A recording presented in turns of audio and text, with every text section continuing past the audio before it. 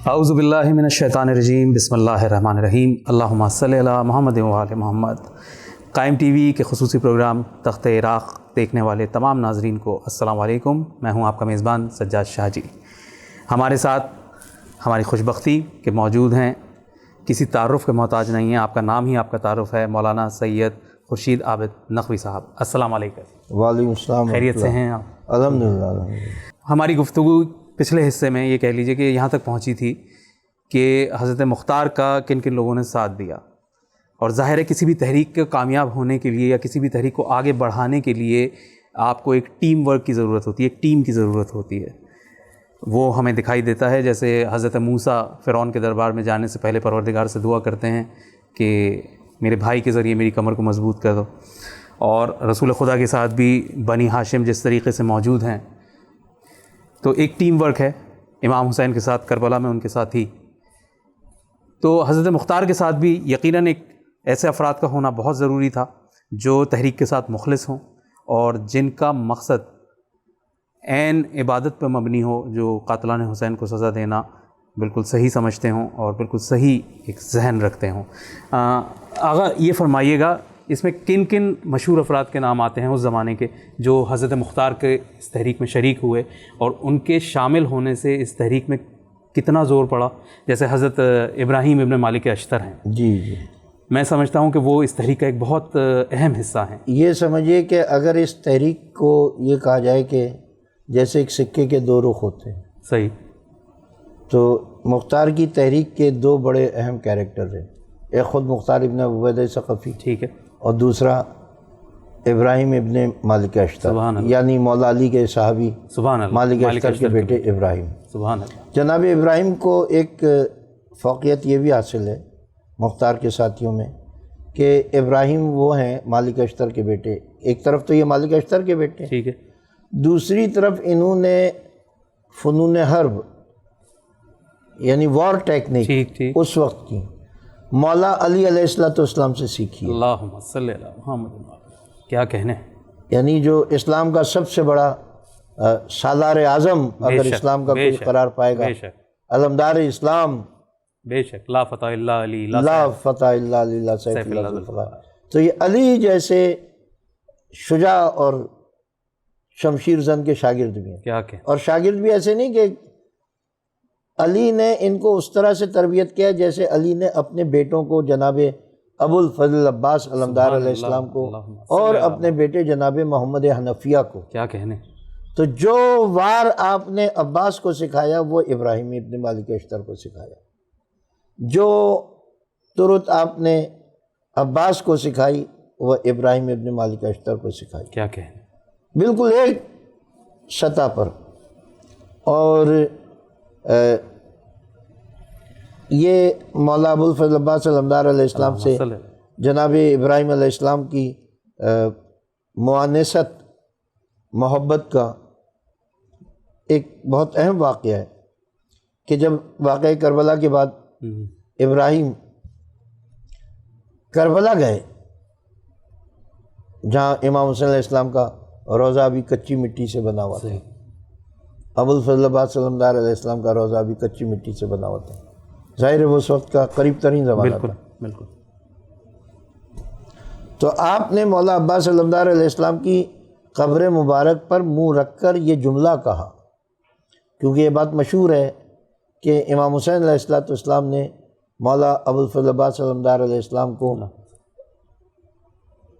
دفاعی جنگ کی اجازت دی تھی، بالکل ایسے ہی، حملہ کرنے کی اجازت نہیں دی، ایسے ہی، اور اسی لیے مولا عباس کو آپ نے نیزہ دیا، نیزہ دفاعی جنگ میں استعمال ہوتا ہے۔ صحیح، تو جناب ابراہیم کا یہ جملہ ملتا ہے کہ آپ نے مولا عباس کی قبر پر منہ رکھ کر کہا کہ اے عباس، اگرچہ کہ تمہیں تمہارے آقا اور ہمارے مولا ہمارے امام حسین ابن علی نے میدان جنگ میں لڑنے کی اجازت نہیں دی، مگر توبہ کے دروازے تو بند نہیں ہوئے تھے۔ یعنی وہ مولا عباس سے شکوہ کر رہے ہیں کہ عباس تمہارے جیسے جاں باز کے ہوتے ہوئے اتنا بڑا واقعہ رونما ہو گیا، صرف اس وجہ سے کہ حسین نے تم کو لڑنے کی اجازت نہیں دی تھی، تو تم جنگ کر لیتے اور بعد میں جا کے مولا سے معافی مانگ لیتے ہیں. یہ واقعہ ہے. اب میں اس موقع پر جناب ابراہیم کو مخاطب کر کے اکثر مجلس میں بھی آپ نے سنا ہوگا ایک جملہ کہتا ہوں کہ ابراہیم تمہارا شکوہ، تمہاری مؤانست، تمہاری محبت، تمہاری قربت خاندان علی سے، بالخصوص عباس ابن علی سے، سب کچھ سراکوں پر. مگر ہمیں ایک بات کہنے کی اجازت دو کہ ایک فرق ہے کہ بے شک تم نے فنون جنگ علی سے سیکھے اور عباس کے ساتھ رہتے ہوئے سیکھے. جو جنگ عباس کو لڑنا آتی تھی وہ جنگ تمہیں بھی لڑنا آتی تھی. ہم اتنا کہہ رہے ہیں. مگر اس کے باوجود ایک فرق ہے کہ عباس علی کے بیٹے تھے اور تم مالک اشتر کے بیٹے. یہ بہت بڑا فرق ہے. بالکل.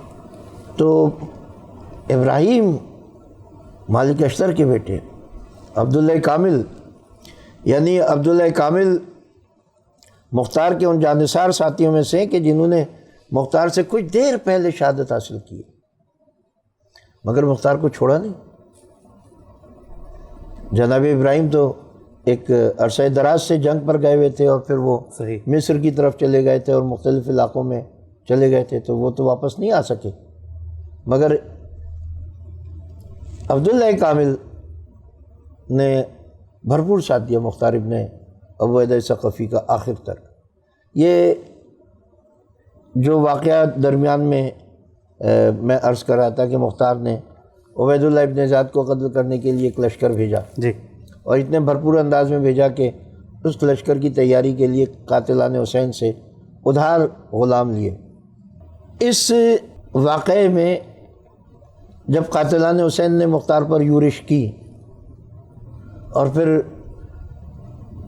ابراہیم مختار کی مدد کے لیے واپس آ گئے اور ابراہیم اور مختار نے مل کر قاتلان حسین کی جماعت کو پسپا کیا، تو اب وہ قاتلان حسین کے امان نامے تو ٹیکنیکلی ختم ہو گئے. بالکل صحیح.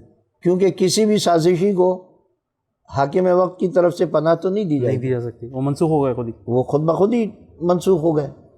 تو اب اس اہم واقعے کو ویلہاؤزن نے بہت امپورٹنس دی ہے کہ جب اتنے بڑے بغاوت پر مختار نے غلبہ حاصل کر لیا اور قاتلان حسین اور عام کوفے والے بھی مختار کے سامنے قیدیوں کی صورت میں کھڑے ہوئے تھے، تو مختار نے کہا کہ میں تم میں سے ہر اس شخص کو رہا کرنے کو تیار ہوں کہ جو میرے خلاف لڑ رہا تھا، جس نے مجھ پر تلوار چلائی، نیزہ چلایا، تیر چلایا، پتھر مارا، جس نے میرے خلاف جنگ کی، میں اسے معاف کرنے کے لیے تیار ہوں، اس شرط کے ساتھ کہ وہ ان افراد کی نشاندہی کرے جو میدان کربلا میں میرے آقا و مولا حسین ابن علی کے خلاف نبرداز بات. تم لوگ نام لکھاتے جاؤ، پہچان کرواتے جاؤ اور آزادی کا پروانہ لیتے جاؤ. اس کو ویلہاؤزن نے اتنی امپورٹنس دی ہے کہ اس نے لکھا ہے کہ یہ عرب کی تاریخ میں صرف 2 مرتبہ دیکھنے میں آیا. اچھا. کہ ایک جب رسول اللہ نے مکہ فتح کیا، اللہم صلی اللہ، کیا کہیں، واہ واہ، اور یہ وہ تمام رسول کو زحمت و مصیبت میں مبتلا کرنے والے مکے کے وہی لوگ تھے، افراد گرفتار کر کے رسول کے سامنے باندھ کر پیش کیے گئے، رسیوں سے بندھے ہوئے، اور رسول نے پوچھا کہ بتاؤ آج میں تمہارے ساتھ کیا سلوک کروں؟ تو انہوں نے جواب میں کہا کہ جیسے ہم تھے ویسا سلوک ہم نے آپ سے کیا، اور ہم توقع کرتے ہیں کہ آپ ہمارے ساتھ ویسا سلوک کریں گے جیسا آپ ہیں. کیا کہیں، تاریخ تاریخ کا بہترین جملہ ہے یہ. تو رسول نے کہا کہ جاؤ میں تم سب کو آزاد کرتا ہوں. کیا کہ کیا کہ تو یہ ریپیٹ ہوا مختار کے دور میں. یہ انسانیت کا درس، یہ رحم دلی کا درس، بالکل، کہ مختار نے کہا میرے خلاف جو نبرد آزما ہوا ہے میں اسے آزاد کرتا ہوں. اپنا گواہ پیش کرو کہ تم میدان جنگ میں موجود نہیں تھے کربلا میں، اور کسی ایک حسین کے قاتل کی یا حسین ابن علی کے قاتلوں کی نشاندہی کرو. صحیح، یہ 2 کام کر دو تم آزاد ہو. ایک طویل فہرست ہے تاریخ میں ایسے افراد کی جنہیں مختار نے اپنے خلاف لڑنے والوں کو مختار نے آزاد کر دیا. کتنا بڑا کلیجہ چاہیے اس بات کے لیے. بالکل. انسان پہلے اپنے دشمن کو مارتا ہے. یعنی حب اہل بیت میں انہوں نے حب ذات کو داخل نہیں ہونے دیا. نہیں اپنی ذات کی محبت کو داخل نہیں کیا. کیا بات ہے. یہ مختار کا بڑا مختار کی پوری تاریخ جد و جہد میں نے عرض کیا نا 1 سال چند مہینے کی ہے. 1 سال چند مہینے کی ہے. اور قاتلان حسین ایسے چن چن کر قتل کیے ہیں. اس میں اللہ تعالیٰ کی طرف سے بھی مدد تھی. اہل کوفہ نے بھی بچوں بوڑھوں عورتوں نے نشاندہی کیا آ کر کہ فلاں مقام پر قاتل جمع ہے, فلاں مقام پر قاتل چھپ رہے ہیں, فلاں مقام پر قاتل چھپ رہے ہیں. ایک بوڑھی عورت کا تذکرہ ہے جس نے اپنی ضرورت کی بنا پر کچھ افراد کو اپنا گھر کا ایک حصہ کرائے پہ دیا ہوا تھا. ٹھیک ہے. بوڑھی تھی, بیوہ تھی, آمدنی کا کوئی ذریعہ نہیں تھا, صحیح, کوئی محنت کا کام نہیں کر سکتی, تو اس نے ایک حصہ کرائے پہ دے دیا کہ تم لوگ کرایہ دو, رہو تم. صحیح ہے. جب ان لوگوں نے وہاں رہنا بسنا شروع کیا تو اسے پتہ چلا کہ یہ تو حسین ابن علی کے قاتل ہیں. اس میں حارث ابن بشیر, حارث ابن نوفل, اسید ابن مالک جہنی, یہ بڑے مرکزی کردار جی فوجی یزید کے, یہ لوگ تھے. اور آ کر مختار کو بتایا اس نے. تو اس طرح سے بھی مختار کی قدرت نے مدد کی.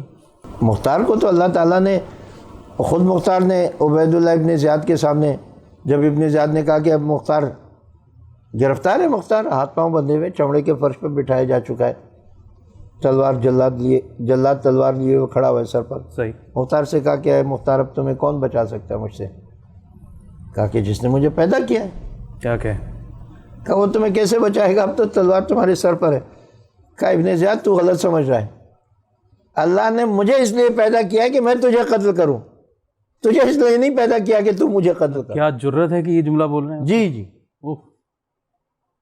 اس سے حضرت مختار کی بہادری اور جرت مندی کا اندازہ, جرت اور بے خوف ہونا کہ ننگی تلوار سر پہ لٹک رہی ہے اور کوئی خوف نہیں ہے. تو مجھے کیسے قتل کرے گا؟ اللہ نے مجھے پیدا کیا کہ میں تجھے قتل کروں, تجھے اس لیے تھوڑی پیدا کیا ہے کہ تو مجھے قتل کرے. کیا کہ تو پوری مختار کی جد و جہد بھری ہوئی تاریخ ہے, اور مختار کی پوری زندگی عبارت ہے جد و جہد سے اور حکمت عملی سے, تحمل سے اور بردباری سے. یعنی اگر آپ یہ سمجھیں کہ کوشش و کاوش, جد و جہد, اسٹرگل آج کی زبان میں کہوں, کہ اگر کوئی بہترین نمونہ نظر آتا ہے تو وہ مختار ابن ابو عبیدہ ثقفی ہے. بے شک بے شک بے شک. کوئی حالات اس کے فیور میں نہیں تھے. خود وہ ایک دفعہ نہیں کئی دفعہ قید میں گئے. پہلے عبید اللہ ابن زیاد کی قید میں رہے, پھر عبید اللہ ابن زیاد کی قید کے بعد دوبارہ قید میں چلے گئے. عبداللہ ابن مطیع سے پہلے جو قید میں تھے وہ ابراہیم ابن محمد ابن طلحہ اور یزید ابن عبداللہ ابن یزید انصاری کے زمانے میں پھر قید میں رہے. مگر انہوں نے کبھی اس بات سے ہاتھ نہیں اٹھایا کہ میں تو قید میں ہوں, اب اللہ جانے اور حسین کے قاتل جانے. نہیں, قید خانے میں بھی ان کا وظیفہ یہی تھا کہ میں رہا ہو جاؤں گا تو حسین ابن علی کے قاتلوں کو قتل کروں گا. دونوں جتنی دفعہ وہ جرات مندی یہ کہ یہ بات وہ اعلانیہ کہا کرتے تھے, اعلانیہ کہا کرتے تھے, کوئی ڈکی چھپی بات نہیں. بہت بڑی بات تھی. تاریخ کے ہر صفحے پر ان کا یہ نعرہ, ان کی یہ للکار موجود ہے کہ میں حسین ابن علی کے قاتلوں کو قتل کرنے میں کسی سفارش, کسی نسبت کو خاطر میں نہیں لاؤں گا. کیا کہ اس کا اعلان ہے اور اس نے عمل کر کے دکھایا. اور حضرت مختار ہی وہ شخصیت ہیں کہ واقع کربلا کے بعد بنی ہاشم جو تبسم آیا ہے چہرے پہ وہ انہی کی جی سب سے بڑی بات یہ مختار کو اعزاز حاصل ہے کہ وہ مدینہ جہاں بنی ہاشم کے محلے میں لوگوں نے 67 ہجری تک بنی ہاشم کے گھروں سے دھواں اٹھتا ہوا نہیں دیکھا. اللہ مختار نے میرے چوتھے امام علی بن الحسین علیہ السلام کی خدمت میں 4 سر بھیجے. عبید اللہ ابن زیاد, سنان ابن انس, بے شمار, شمر ذوالجوشن, بے شمار 4 سر بھیجے. اور ان 4 سروں کو دیکھ کر میرے چوتھے امام مسکرائے سبحان اللہ. اور امام نے سجدہ شکر میں سر رکھ کر یہ دعا کی کہ یا اللہ میں تیرا شکر ادا کرتا ہوں کہ تو نے مجھے اس وقت تک زندہ رکھا جب تک کہ تو نے میرے بابا کے قاتلوں کے کٹے ہوئے سر مجھے نہیں دکھا دیے. اللہ صلی اللہ. میں تیرا شکر ادا کرتا ہوں. اور وہ میرے چوتھے امام کہ جن کی آنکھوں سے مسلسل آنسو جاری رہتے تھے، سیاہ کپڑوں میں ملبوس رہتے تھے، ٹھنڈا پانی نہیں پیتے تھے، اچھا کھانا نہیں کھاتے تھے، اس امام نے جا کر گھر میں اپنی خواتین سے کہا کہ اب تم سیاہ کپڑے بڑھا دو، بابا کا سو ختم کر دو. صحیح. اس لیے کہ اب میرے بابا کے قاتلوں کے سر آ گئے. مختار کی سب سے بڑی کامیابی یہی ہے. میں اسی کو مختار کی کامیابی قرار دیتا ہوں کہ دیکھیں ہم اور آپ نے کرکٹ میچ میں بھی دیکھا ہوگا، ہاکی میچ میں بھی دیکھا ہوگا، جب میچ جیت جاتے ہیں تو پلیئر شکر ادا کرتے ہیں، بالکل سجدہ شکر میں گر جاتے ہیں. جس نے سینچری بنائی وہ سجدہ شکر میں گر گیا. بالکل ایسے ہی ہوتا ہے. وہ اپنی پرفارمنس پر خود سجدہ شکر ادا کر رہا ہے. مختار وہ ہے جس کی پرفارمنس پر اپنے زمانے کا امام میں معصوم سبحان اللہ. امام علی بن حسین زین العابدین علیہ السلام سجدہ شکر ادا کر رہا ہے. واہ واہ واہ واہ واہ واہ. یہ مختار کی کامیابی، کیا بہترین نقطہ دیا ہے آپ نے کہ یہ ہے مختار کی کامیابی. یہ مختار کی اثر واہ واہ. کہ جو امام وقت کے سجدہ شکر کا سبب بن جائے اس کا نام ہے مختار ابن ابو عبیدہ ثقفی. سبحان اللہ سبحان اللہ. ہمارے سلام و مختار کو. بے شک بے شک بے شک.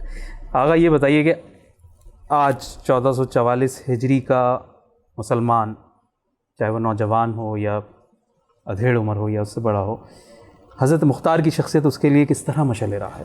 وہ ان کے کیا افکار اپنا سکتا ہے، اسے کیا اپنانا چاہیے؟ سب سے بڑی بات تو یہ کہ اپنے عہد سے وفا. بہت خوب. اپنا ایک گول فکس کریں، خاص طور پر نوجوان.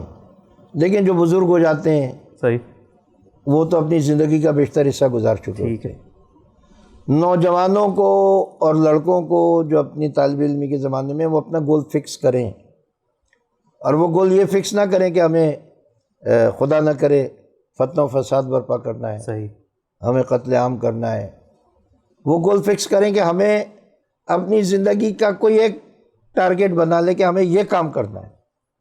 پھر اس گول کو فکس کرنے کے بعد جو جد و جہد وہ کر سکتے ہیں اس کے لیے وہ مختار کی اسٹڈی کرتے رہیں کہ بھائی مختار جیسا بے نیل و مرام آدمی جس کے پیچھے نہ کوئی طاقت و قوت تھی، نہ وسائل تھے، قید خانے میں پڑا ہوا، قید خانے سے نکل کر آیا، بالکل. مگر کیونکہ دل میں لگن سچی تھی تو اللہ تعالیٰ نے اس کی مدد کی. بے شک. تو یہ میرا نوجوانوں کو، پوری امت مسلمہ کے جوانوں کو پیغام یہی ہے کہ آپ پہلے گول فکس کریں. صحیح، بالکل صحیح. اور یہ یاد رکھیں، میں اس آخری جملے میں ایک بات کہنا چاہتا ہوں کہ اگر آپ جنت حاصل کرنا چاہتے ہیں، میرے بالخصوص میرے نوجوان دوست اس بات کو یاد رکھیں کہ اگر آپ اللہ تعالیٰ کی بنائی ہوئی وہ جنت حاصل کرنا چاہتے ہیں جو اللہ تعالیٰ نے آسمانوں میں چھپا کر رکھی ہوئی ہے، تو پہلے آپ اللہ کی بنائی ہوئی اس دنیا کو اللہ کے بنائے ہوئے قانون قرآن اور اسلام کے مطابق جنت بنائیں. واہ واہ. یہ اللہ تعالیٰ نے دنیا بنائی ہے، واہ واہ. آپ اسی کے قرآن اور اسی کے اسلام سے اس دنیا کو جنت بنائیں. بالکل صحیح. جب آپ اس کی بنائی ہوئی دنیا کو جنت بنائیں گے تو آپ کو اللہ تعالیٰ وہ جنت عطا کرے گا جو اس نے آسمانوں میں چھپا کے رکھی ہوئی. کیا؟ مگر اگر آپ یہ سمجھ رہے ہیں کہ آپ تو استغفر اللہ آپ لوگوں کا جینا حرام کر دیں، جو کہ ہو رہا ہے آج کل، عموماً یہی ہو رہا ہے. فتنہ و فساد برپا کریں، صحیح. آپ اللہ کی بنائی ہوئی دنیا کو جنت بنانے کے بجائے جہنم میں بدل دیں بالکل. اور اللہ آپ کو جنت عطا کرے، تو یہ تو ممکن نہیں ہے. ممکن نہیں ہے. اگر آپ کو اللہ کی بنائی ہوئی جنت چاہیے تو آپ کو اللہ کی بنائی ہوئی دنیا کو جنت بنانا پڑے گا. بے شک بے شک بے شک. بغیر مانگے ہوئے وہ آپ کو جنت دے گا. بہت. اور اگر آپ نے اس کی بنائی ہوئی دنیا کو جہنم بنایا تو پھر آپ کے سجدے، آپ کی نمازیں، آپ کے روزے، آپ کی عبادتیں آپ کو جنت نہیں دلوا سکتی. سب سے پہلے وہ یہی کہے گا کہ تم تو جس دنیا کو میں نے اس لیے بنایا تھا کہ تم قرآن، اسلام، اپنے پیارے رسول کی محبت میں اس دنیا کو جنت بناؤ، تم تو اسے جہنم بنا کے آ رہے ہو. بالکل صحیح بات ہے. بالکل صحیح بات ہے. یہ پیغام ہے. بالکل اصل بہت پیغام بہت خوبصورت. آپ کی اس بات پہ مجھے ڈاکٹر علی شریعتی صاحب کا وہ جملہ یاد آ گیا کہ وہ کہتے ہیں کہ جو دین زندگی میں کام نہیں آیا وہ مرنے کے بعد بھی کام نہیں آئے گا. بالکل درست کہا آپ نے, بالکل درست کہا. بات یہی ہے کہ ہم نے اس دین کو دین آخرت بنا دیا ہے, صحیح کہہ, جبکہ دین دین حیات ہے بھائی, دین حیات ہے. یہ پیغام حیات ہے. آپ بالکل پہلے اس سے حیات تو بنائیں, کیا کہ, واہ واہ, پہلے آپ اس سے دنیا تو بنائیں, اس دنیا کو آپ جنت بنائیں. آپ پوری دنیا کو نہیں بنا سکتے نا, آپ اپنے گھر کو جنت بنا لیں. صحیح, بالکل درست. آپ اپنے گھر کو جنت نہیں بنا سکتے, آپ اپنے اس چھوٹے سے کمرے کو جنت بنا لیں جس کمرے میں ایک میاں اور ایک بیوی اور 2 بچے رہتے ہیں.